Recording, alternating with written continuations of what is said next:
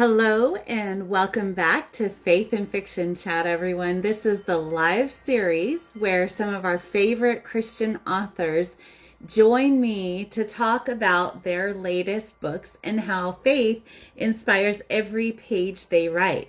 I am your host, Angie Ochoa, otherwise known as the Introverted Bibliophile, and I am so glad that you've tuned in.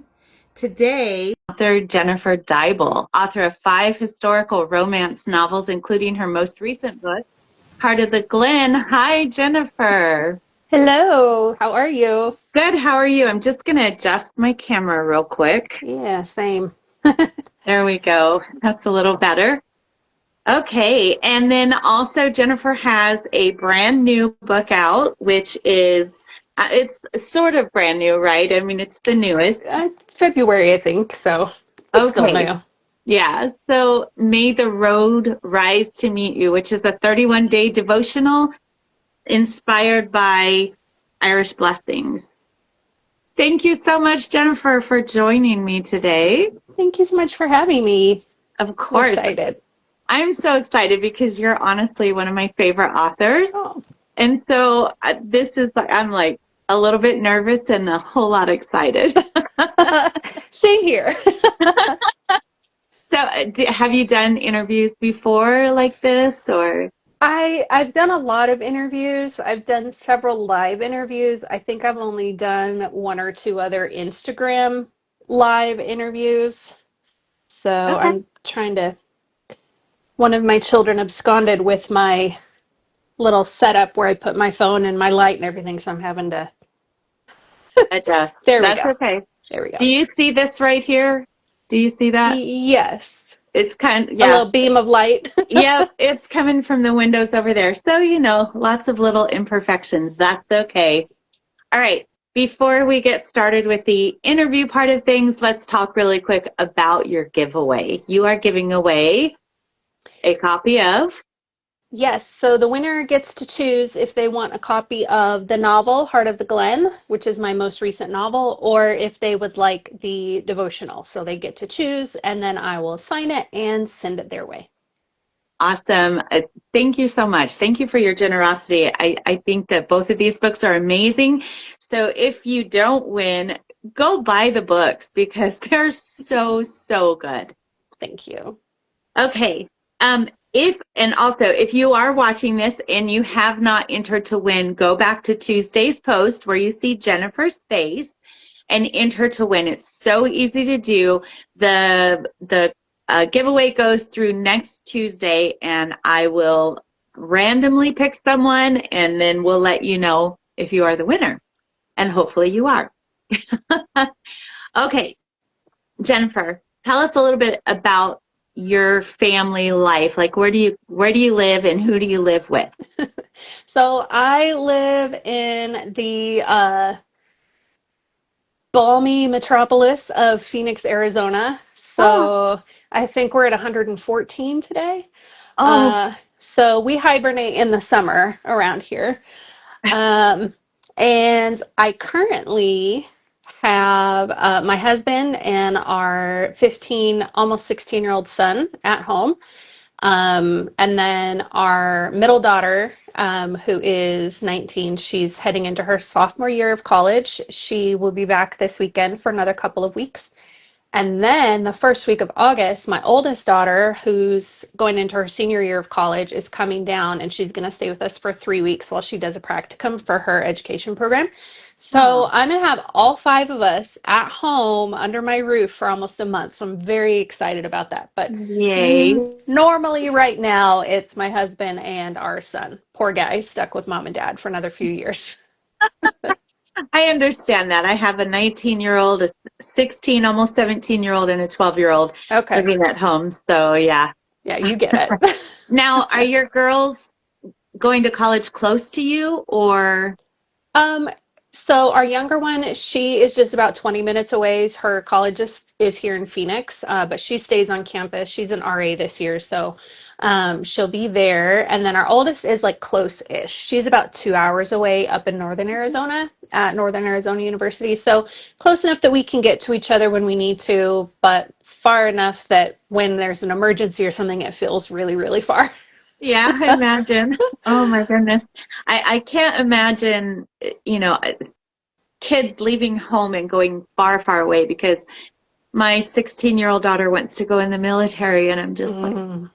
oh, Yeah, it's so hard. Our younger daughter really wanted to go to Point Loma in California, which is, I think it's like a 5.5 hour drive, which again is not insane. My oldest daughter's one of her best friends ended up at Purdue. So she's on the East Coast and her family's still here in Arizona. So, like, they're not crazy far, but it is far enough for me. I'm glad they're yeah, not any farther. yeah. Oh my goodness.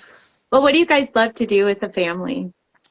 We love being out in nature. We just got back from a vacation. We spent a week in Ouray, Colorado, which is a place my husband's family he grew up going to. So we go off the Jeep trails, they go hiking.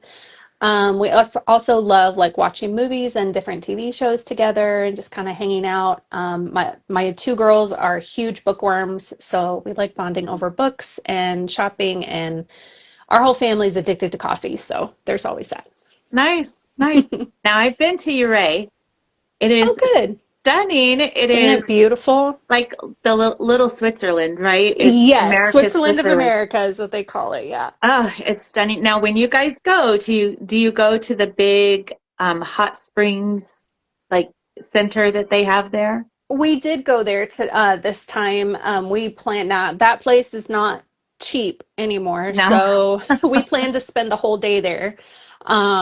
But we got there's a pass where you can like come and go. So we went for a while, then we went home, and then we went back, and then we went back like after dinner for like a pre-bedtime soak. So that was amazing. There's a whole natural hot spring under that whole town for people who don't Yeah. know.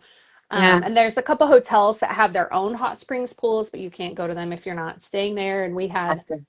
the five of us plus my parents. We took my parents and my brother. That was their first time able to experience it. So we had a little like um, VRBO condo thing that we were staying at that could fit all of us. So, but yeah, that was amazing. And thankfully, there was a fire just outside of Ridgeway, which is like 10 minutes down the road.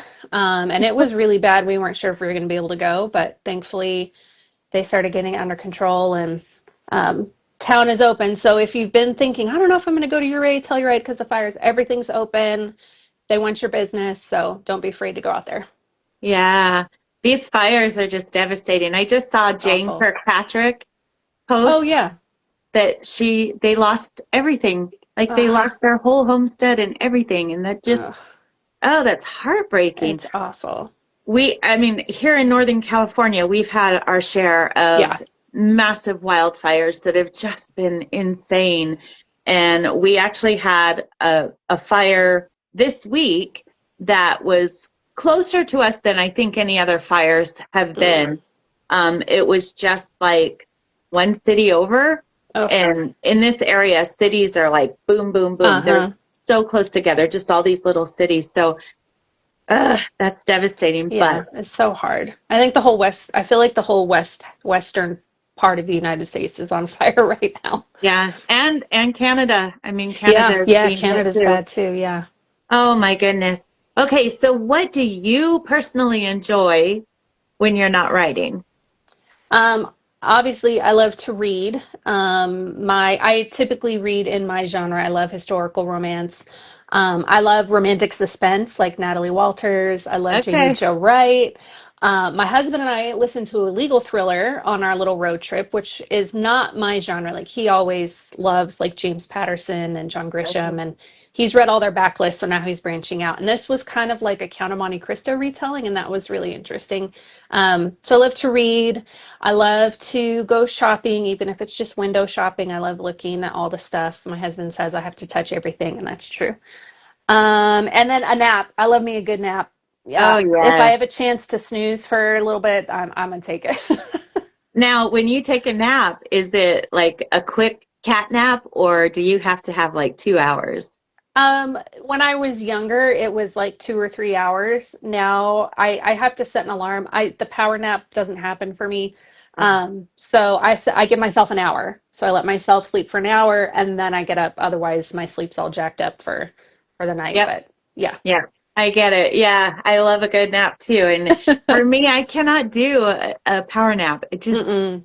It doesn't happen. It's like, okay, I'm all in. I got to get the full 2 hours. Yeah. And I'm like, I'm in the covers. I'm Yes. like, my Yes. mom used to go lay on top of her maid bed and maybe take a little shawl or something and just kind of snooze for 20. No, no, I'm like, I'm going to bed. Yep. My husband can do that, but not me. Like Yep, same. I'm all in. Yeah. Okay. So how in the past, what, let's see, 8 years of writing? I mean, Yeah, something like you that. started way back, Yeah. but how do you balance your family time with your writing time? When I'm on deadline, it can be a challenge, especially as a public school teacher. I tend to do most of my writing on my breaks. So, Okay. Thanksgiving break, winter break, spring break, summer break, I'm typically writing. And my family's really great about stepping up and like, I'll be like, all right, I need you guys to make dinners on these nights. And they're like, okay, cool. And so I just really have to make sure that each week I kind of know what's going on. Because, with three adult slash teenage kids, there's always sports and things going on. And so um, I don't, I think balance is impossible, but so I like to think of like everything in my life is on a burner. And so I need to make sure things are moved to the front burner when they need to be, and then I can shift into the Okay. back burner. And so I do a lot of my writing in the fringe hours, or like over the summer, my son did a driver's ed course. So while he was doing that for 3 hours, I would go to a coffee shop and write for those 3 hours, things like that. So just trying to kind of have it stack a little bit as much as I can, and then um, just try to find those times in the breaks where I can prioritize all the things that I need to prioritize. Sure. And what I'm hearing is that you have a work in progress. Yes, always. Yay! I'm so glad. I'm so Yeah. glad. All right. So we're going to switch gears here for a minute and just talk about your faith. Mm, And my question for you is, at what point in your life did you sense a deep need for Christ?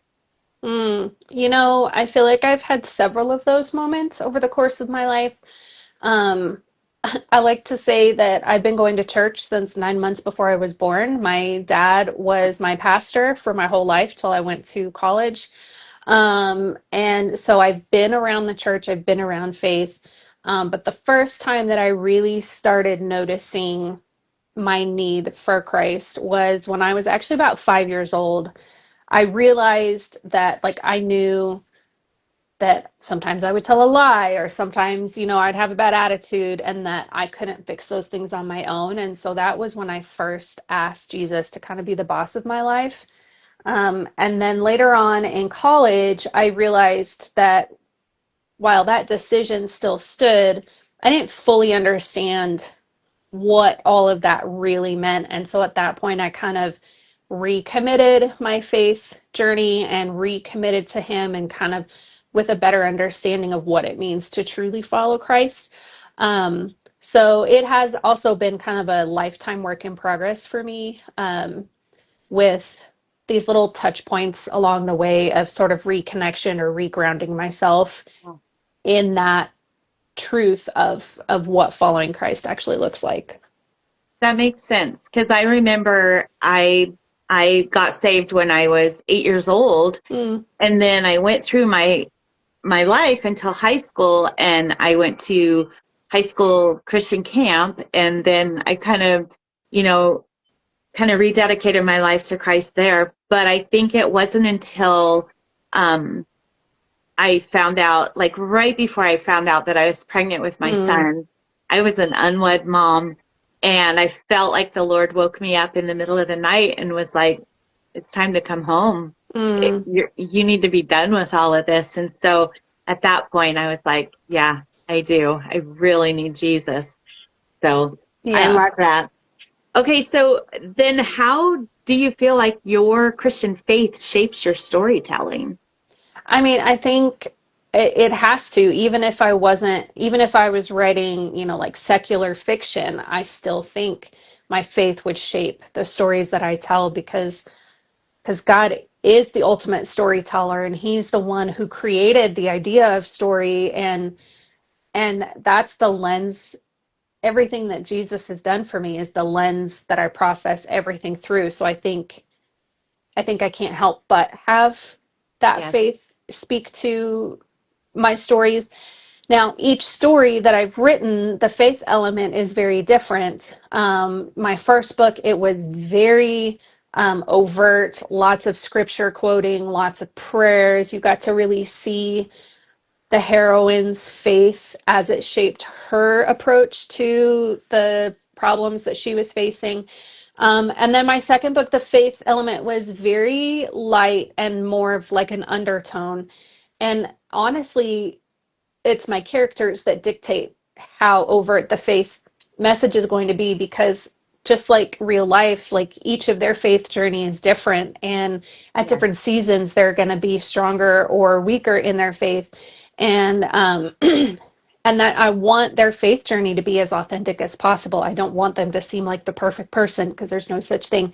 So I do try to just kind of let them show me where they're at in their own faith and try to work that in as natural way as possible. That sounds that sounds perfect. Like I love that you mentioned that, you know, your characters are all on their different faith journeys, just like we are. Hmm. And there's different times in our lives when we're going to struggle with something, and then other times where we're going to feel like we're being more victorious over whatever sin it is that we had been struggling with, or our lack of faith, whatever it is. So I love that you can bring that out in your stories. That's just amazing. Okay, so I understand that you began writing in 2004, but you didn't publish until 2021. Correct. So what took so long for you to publish? Oh my goodness, how much time do you have? I could even say that I was writing long before that. As a kid, I would spend hours writing in my diary.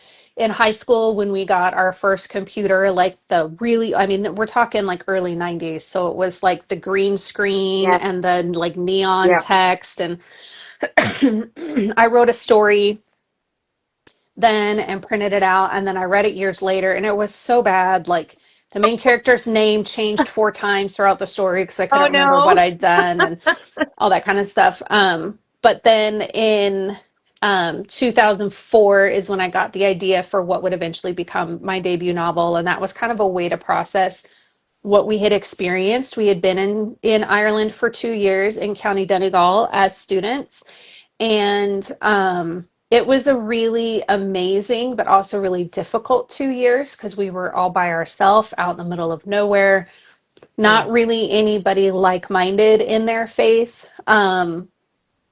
So we went through a lot, and I just kind of wanted a way to start processing that. So I started writing what would eventually become A Dance in Donegal, but I was also expecting our first baby.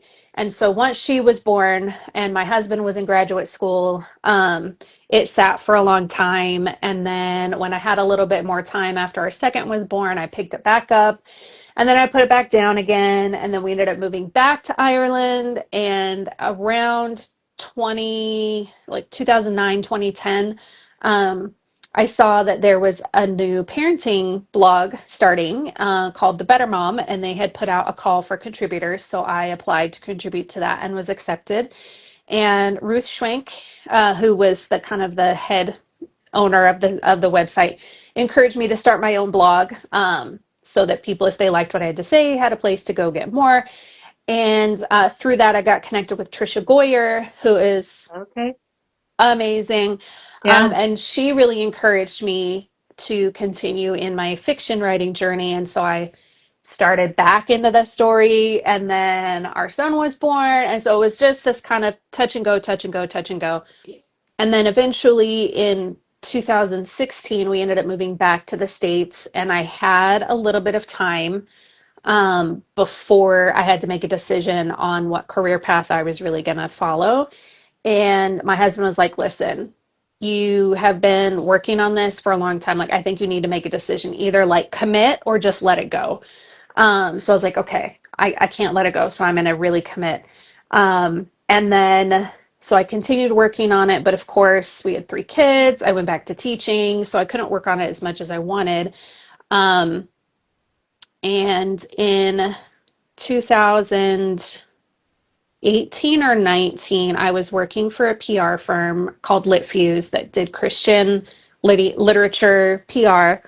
And I ended up getting laid off, and I had a month before I went back to teaching. And I was like, I have got to get this book done. So Yeah. I finished the first draft in January. And by the end of that year, I had signed with my agent, and then we started pitching, and I signed my contract with Revell in March of 2019. And then the book finally came out in 2021. So it really was, a lot of authors do NaNoWriMo, which is National Novel Writing Month. I did NaNoWriDecade. Um, I did not have the luxury of that much time with any of my other books though. So yeah, it was a long, slow journey to the publishing process.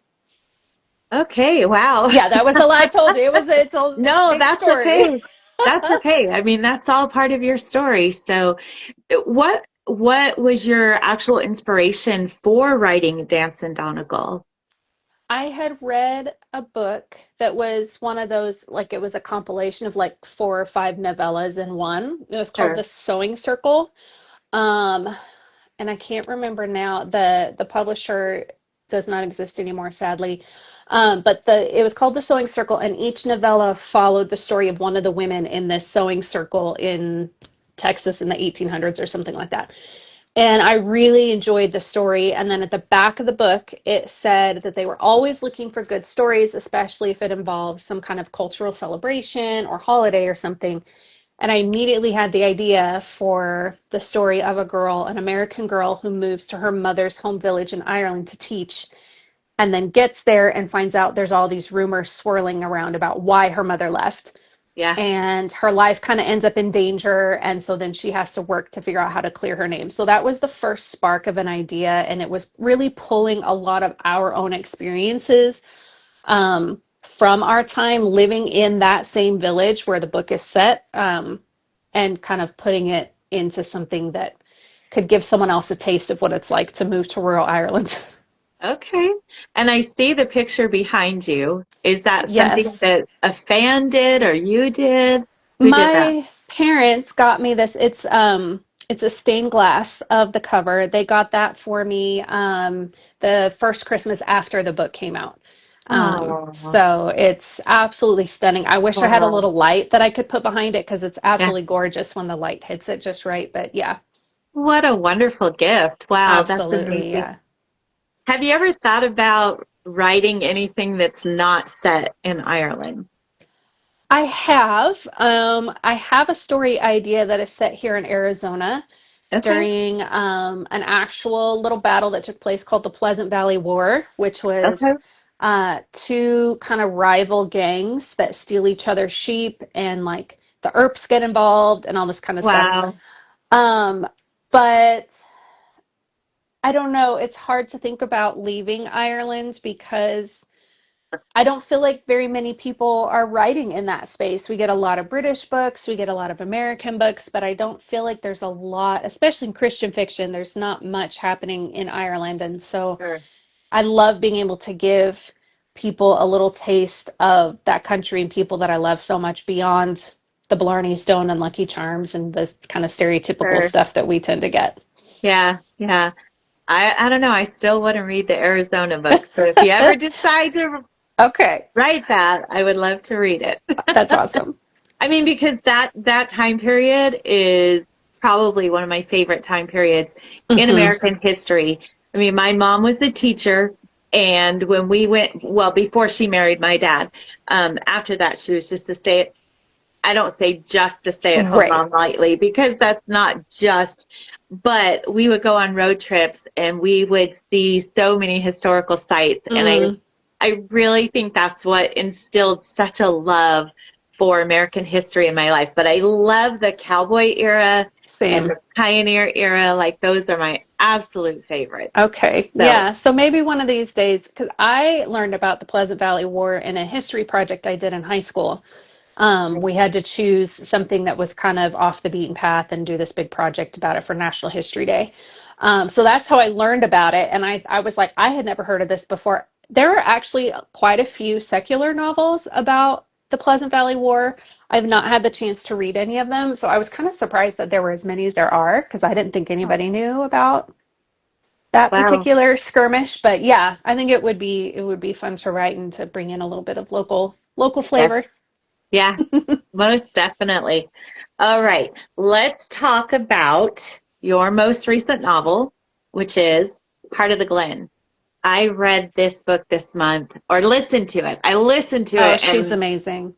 outstanding narration. Like it was so, so beautifully written and so beautifully read out loud. Like, if you are watching this and you get the opportunity to listen to Heart of the Hmm. Glen, I highly encourage it because it's so beautiful with the Irish phrasing and just the lilt of her voice. And Hmm.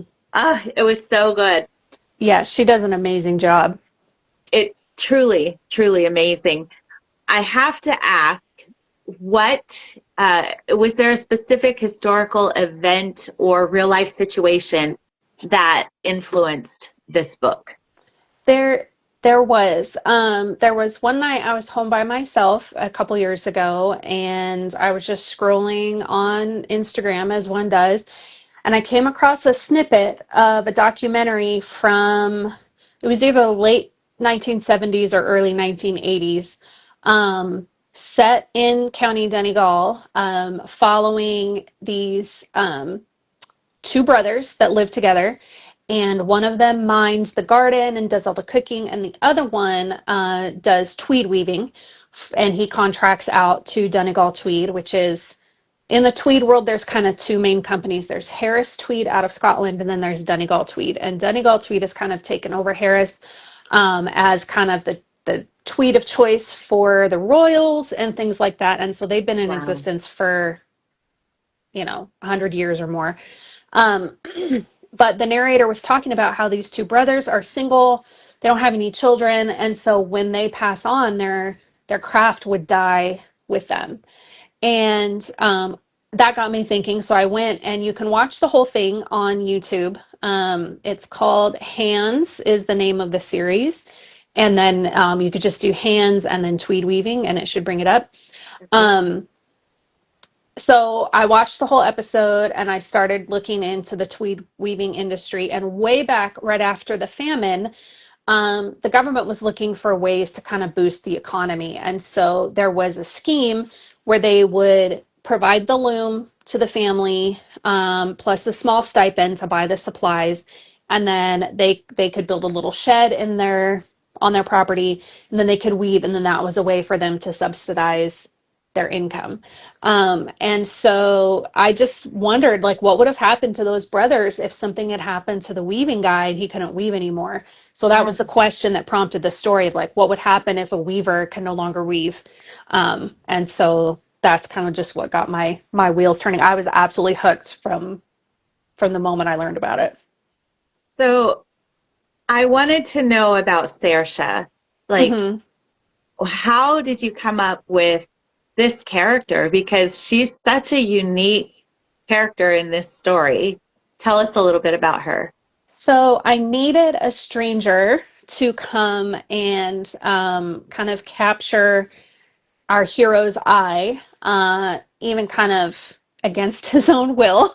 He did not want to be attracted to her.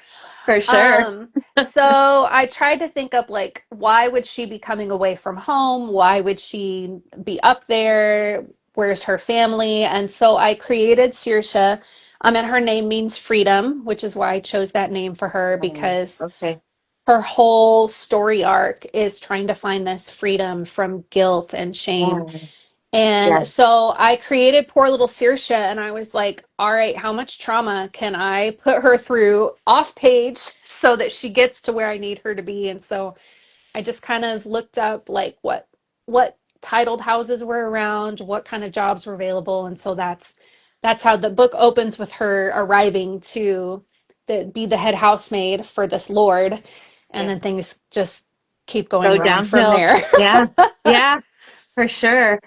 Um, I know that I shared with you via DM, but this story was so poignant for me Mm, at the time that I read it, because my husband has been working for the company. He worked for the company that he worked for almost 34 years, and then was laid off last summer. mm-hmm. And I actually see that as a blessing, and I think he does now as well, because he has severe carpal tunnel in both hands, and he was working on a computer. Okay. This whole job was Mm, computer work. And so he ended up having surgery in 2024 on his left hand, which was supposed to be the better of the two hands, clinically speaking. And it ended up to where he's now lost the ability to use two of those fingers oh wow. in that hand. And he struggles with grip on both hands. Like especially with the left hand, he'll be holding something and he'll drop it because he Mm, can't grip it. And then the same with his right hand, but not so much. And they wanted him to have a second surgery because he'd already had carpal tunnel surgery back in, I think, 2010. They did a revision. And then for his right hand, they wanted him to have the surgery. And I was like, babe, I don't think you should, mm, because you're right-handed. And what if you lose the ability to use that hand? yeah. So we've had a whole lot of ups and downs because of that. After he was laid off, no, before he was laid off, they ended up, because of his time off from the company, like he had about a year where he just couldn't work because they wouldn't give him accommodations. Mm, Um, and so they ended up cutting off our medical insurance, oh no. like right before his surgery. And we're like, wait, No. hold on, what's going on? And it took like 3 months for us to get everybody's medical Mm, insurance back. In the meantime, we're like, okay, kids, you can't do this and you can't do that, and we're yeah. wrapping you in bubble wrap, Yes. But just going through what he went through, and then now, like in January, he he fell hard Mm, on one of his knees, and his knee already has degenerative arthritis, and the fall has made it worse. And he actually ended up getting an MRI last week and found out that he has a torn ACL and a torn meniscus. And so, like, reading Owen's story about what happened to him and how he wasn't mm, able to do his livelihood, like, I don't want to give too much of the story away, yeah. but it just hit me at the right time. Just the fact that we have to trust in God, Hmm. because there's nothing else that's going to get us through this except for him. And That's right. I don't know how people can go through life without God, without knowing that we have someone that we can trust in.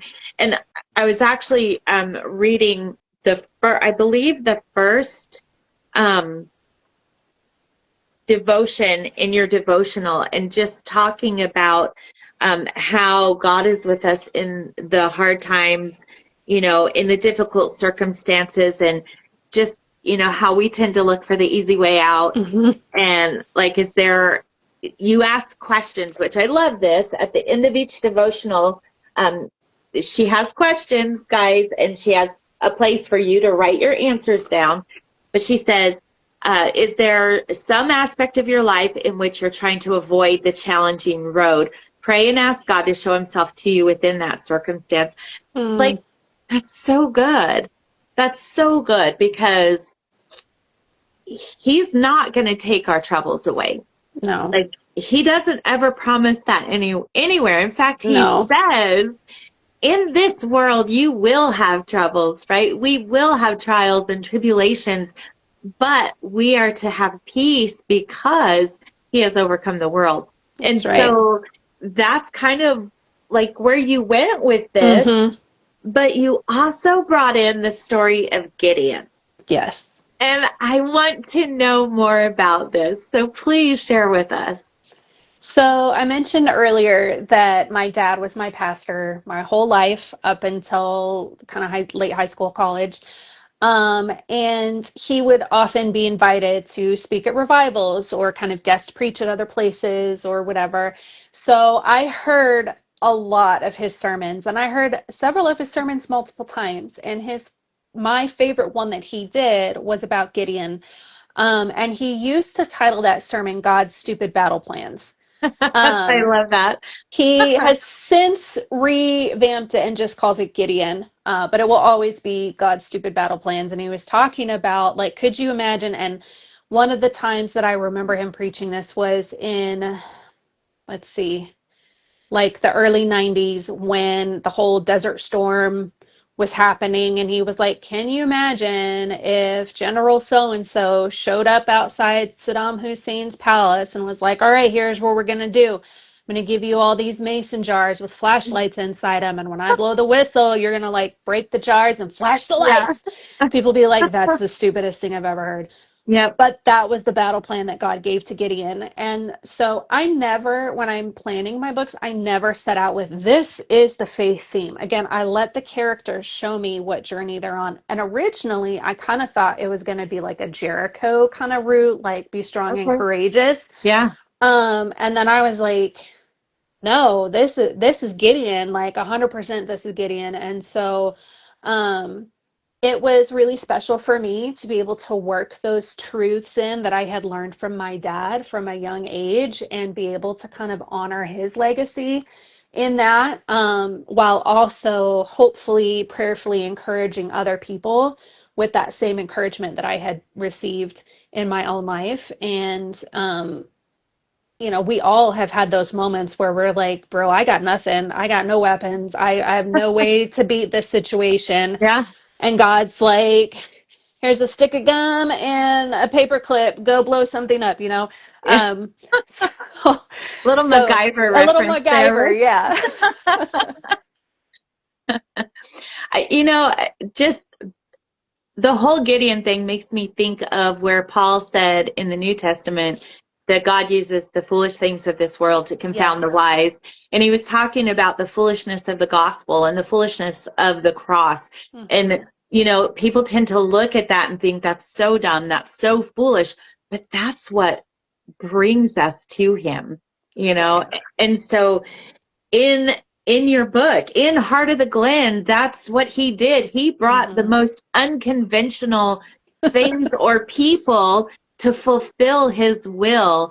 And it just I have to look I have to open the book. And I hope that that's okay. Oh, Um absolutely. so as Owen is going through all of this, Owen is the MMC, of course. He's talking with John, who is an older and wiser friend, and John tells him, and I'm not going to try the accent because I don't know that I could do it justice, but he says, Owen, you need to take a sober look at your life and what's happened in the last few weeks. Then you need to look even closer to see what other weapons God's placed at hand for you. And they mightn't seem like weapons tall. All that's left to do then is show up and let the Laird fight for you. And it was like, oh, that was so good.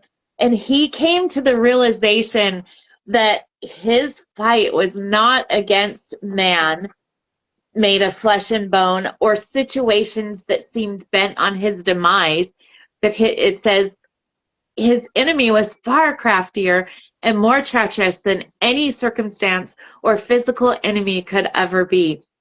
And if he wasn't careful, his lack of trust in God to sustain and provide would destroy all that he held dear. And it just, that hit me like so hard. It was like, yeah, like God may not use conventional things to provide for us or to help us go through something, but he's still going to use something, and it's going to be for his glory, and it's going to be for our good.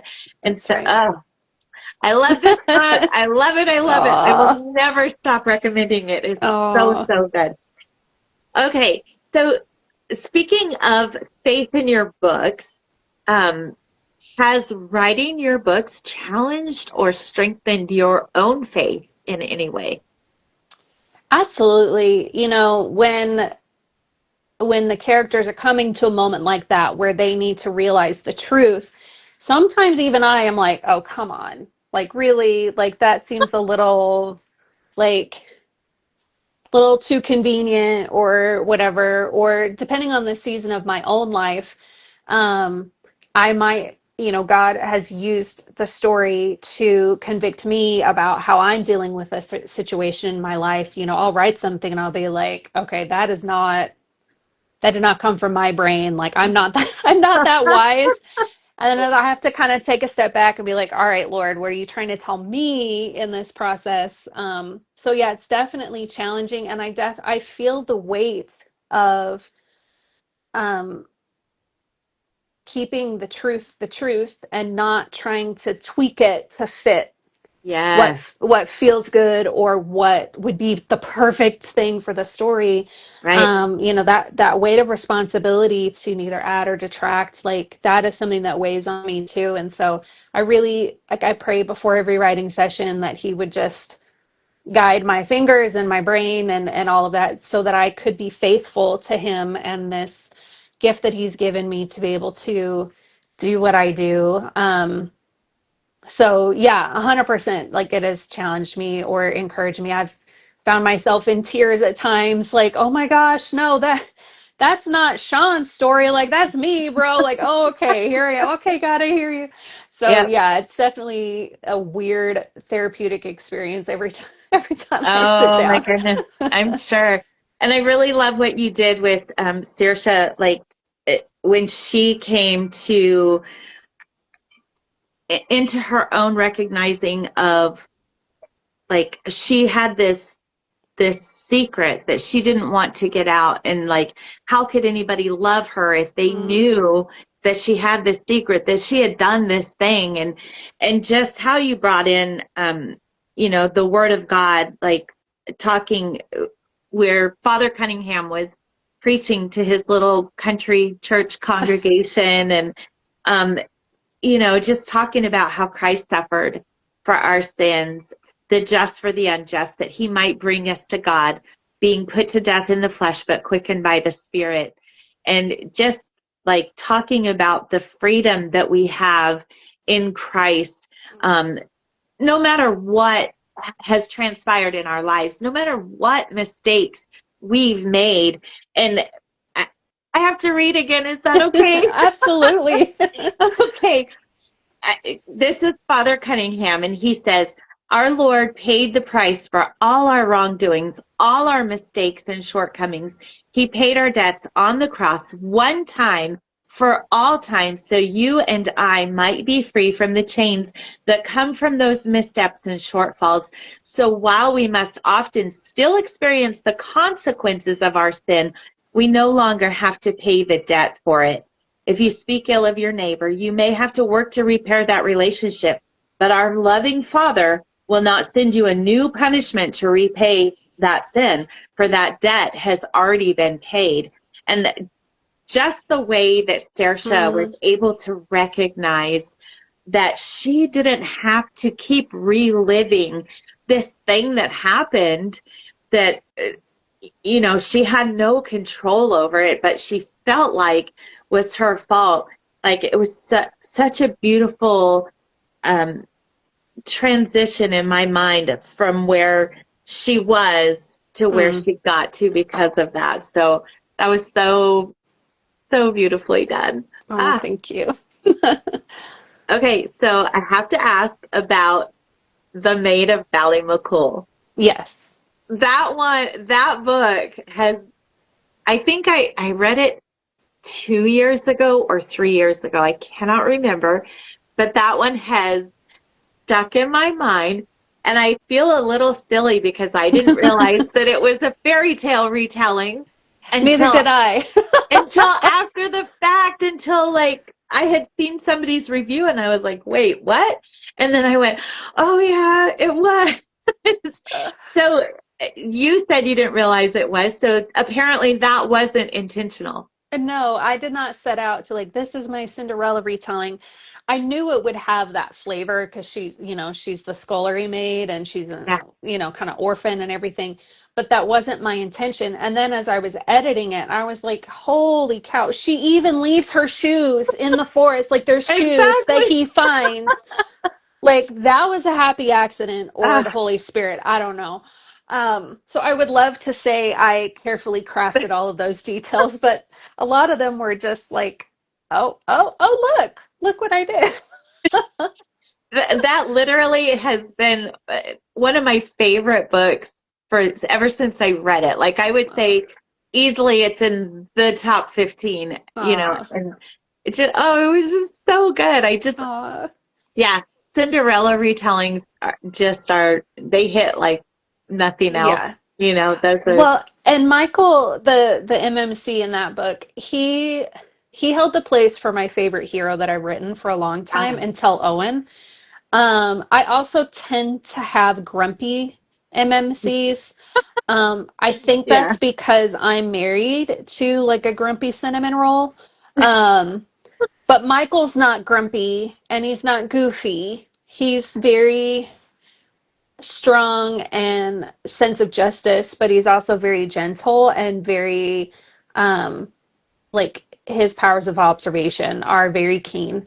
yeah, And that was fun to write. But I loved how he was kind of just bent on justice, whether it was for his niece or cousin, I forget, I think she's his niece, yeah, or for Brianna, the FMC, or the headmistress, or whatever. So yeah, I that story has a special place in my heart too.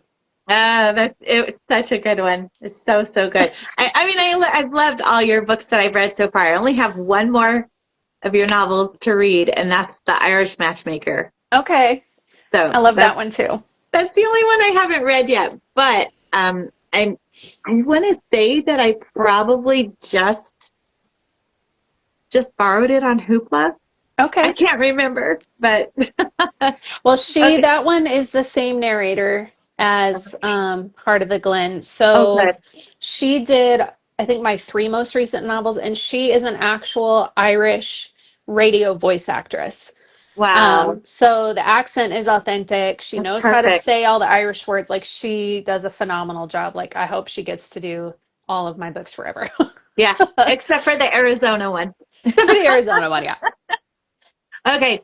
So it's funny that you mentioned that you have your own grumpy cinnamon roll, because I was going to ask you if you felt like your own romance has a trope. And so, I mean, Yeah. I mean, but I wouldn't say we're grumpy sunshine. I would say we're grumpy okay. grumpy or grumpy sleepy. Okay. Um, let's see. Forced proximity, I would say, is a big part of our story. Especially earlier in our marriage when those 2 years we spent in Donegal, like we literally did everything together. We had one car. I didn't have a driver's license for Ireland, so we literally did everything together. We had no choice. Um, let's see, what are some of the other tropes? Grumpy sunshine, forced proximity, Found family. found family, no That's secret one. babies. Yeah. Secret identity. Secret identity is another one. Oh, maybe, but I can't explain that one. I'd have to Okay. kill you. I could tell you, but I'd have to kill you. Oh gosh, why can't I think of anything now? Um, gosh. Totally okay. How did you meet him? Um, so we met in college. Okay. My freshman year, we had Baptist Student Ministries on our campus, which is now called Challenge, I think. Okay. And I was late because I got lost. And I walked in, and he was at the front playing his guitar, leading worship. He had a full beard because it was hunting season, and I thought he was like 30. Um, Little did I know he was like 19. So I didn't really pay much attention to him. I was like, oh, he's cute, but I was like, he's too old for me. And then we were on the drama team together, and so we were really close friends for about 2 years before we started dating. And then we had feelings for each other long before we got together. We both dated different Okay. people, so maybe a little bit of love triangle because I didn't know my best friend also had feelings for him. Oh my. So yeah, there's probably a little bit of love triangle there. Um, and Well, then and yeah, go ahead. friends to lovers, right? Friends to lovers, yes, Yeah. gosh, it's like my favorite one. Yeah, friends to lovers for sure. That's us. So, Oh, I love that. I love that. I think I could say the same about my husband. Like we met online, we met on mm. eHarmony. Oh wow. But once we started talking to each other on the phone, it was like we would talk for 3 hours every night and just learn so much about each other. And yeah, that's a whole nother story. But okay, I have to ask, why do you think that romance is such a powerful vehicle for faith-based storytelling? I mean, again, I have to point back to like God is the author of romance, and like that's how he talks about his relationship to the church is like she's his bride and he's pursuing her, and so like the gospel is a romance story, not to make it weird, like, but in Yes, its own I get it. way. Yeah, And so and we were created for connection. We were created for um companionship and relationship. Even if God intended for someone to not get married, they are still created for relationship. And so I think romance kind of speaks to that need that we all carry inside of us. And it's a way to connect and see the world and experience new things in the world that we wouldn't otherwise be able to. You know, they talk about people who read fiction have a better sense of empathy and understanding and better relationship skills and stuff. I think because they experience those conflicts and they see, well, that was an amazing way to handle it, or that was a horrible way to handle that. Like, I'm not going to do that if I'm in that situation. So I do think it connects with our need for that connection with our creator. yeah. Good answer. I love that. All right, so we're going to wrap this up in a little bit because I don't want to keep you too long. I could talk to you for a long, long time. I mean, it Same. would be so easy. I have to know, and you kind of alluded to it earlier, but work in progress. What are you working on? Yes. So I am so excited about this story. I'm working through reading and editing it right now. It's due to my editor actually a month from today, I think. So this story is due to come out from Kriegel next fall, Okay. and it's a um, friends to lovers, he falls first and hardest, marriage of convenience story. Okay. Set in Ireland in, I believe it's 1908, if I remember right. And it's centered on the tradition that the only time a woman can propose to a man in Ireland is on Leap Day. So Oh, our wow. heroine finds herself in kind of a hairy predicament with her landlord. He has made some false accusations about her, and so to add a layer of protection, she proposes to her childhood best friend, who has been in Oh, love with her his whole life. So he happily agrees, and she's like, "Look, I'm not assuming anything. Like, we can get it annulled after a year. I made up a rule that said that marriages where she proposes, the woman can ask for an annulment after a year because they don't know what they're doing. yeah. So she's like, I just need some time to get him off my back, kind of a thing. And he's like, okay, I have a year to get her to fall in love with me, kind of a thing. So um, Oh, man. it's Okay, a so I fun totally, story. totally want to be on your launch team. I totally. Okay, absolutely. All right, so I have a few just questions, real quick questions that Okay. are off the cuff. What was your last 5-star read? Ooh, 5 star. It was a Jamie Joe book. What was um The Tempest to Annabelle Lighthouse. Okay. Okay, I that one's really on my enjoyed that one. TBR. I I loved only it. have I've only read one of hers so far, so Oh, I'm I looking forward. she if she wrote the phone book, I would read it. All righty. Are you reading a book now? And if so, what is it? So I just finished yesterday. It's not a Christian book. It was called A Prisoner of Birth, and that was the one that my husband and I were listening to. But we still had like 8 chapters left after we got back, so I checked it out from the library and finished it. I really enjoyed that one. There's a little language in there. Um, and then I'm rereading through the If I Run series by Terry Blackstock.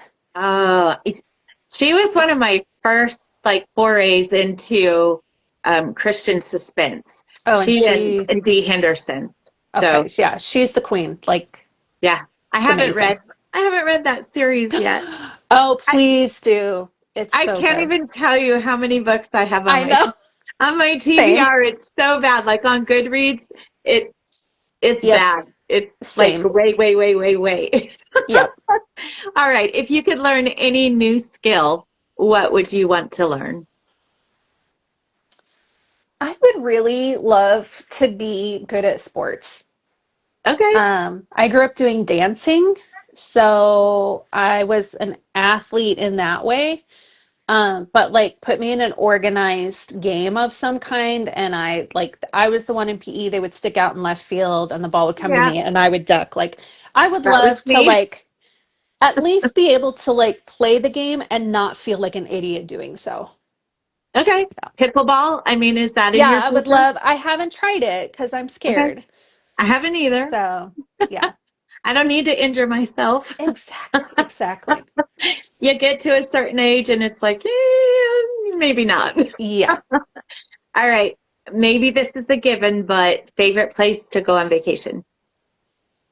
Oh gosh. So my husband is very big on like not repeating destinations because there's so many places he wants to see. So there's very few places we've been to multiple times. I would say as a family, it would have to be Uray.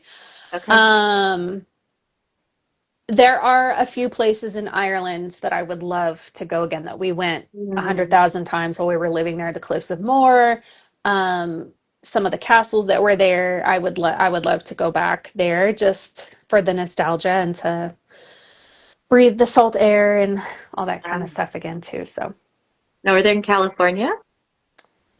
I do enjoy Northern California. I have not been to Northern California for a very long time. I lived in Newark in the Bay Area as a Oh, very young wow. Okay. child for like Okay. um, kindergarten, first grade, kind of. Um, and I'm trying to think. Most of my time in California for vacations has been like San Diego, Disneyland, Sure. that kind of stuff. But I haven't been able to do anything up north much. I would love to. Please, please do. I would love to have you come visit. That would be That would be amazing. awesome. That'd be Yeah. awesome. Go to the Redwoods or go to the Yes. beach. We Yep. love the beach in Monterey, Pacific Grove. It's so Mm. beautiful there. Yeah. So, all right, last question. Favorite guilty pleasure?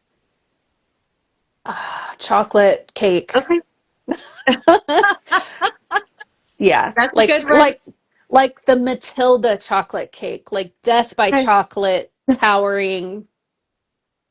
Yeah. That's amazing. Last Friday was my husband and I's anniversary, and we went to eat at a steakhouse in Folsom, California. Mm. And they brought us out a molten lava cake for our Yes. dessert. And I was just like, oh, Yum.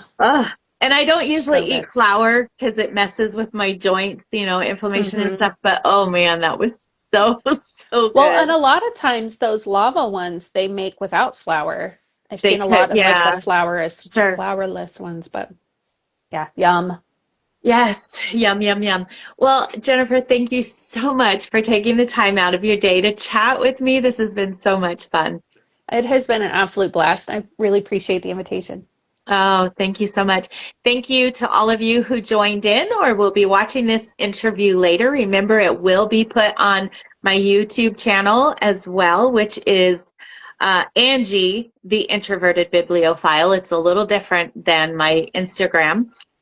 Be sure that you enter to win a copy of either Heart of the Glen or May the Road Rise to Meet You if you haven't already. And be sure to follow me so that you don't miss out on any of our upcoming faith and fiction chats. So with that said, have a wonderful rest of your day. Have a wonderful weekend. Jennifer, thank you again. All right. Thank you so much. All right. Bye. Bye-bye.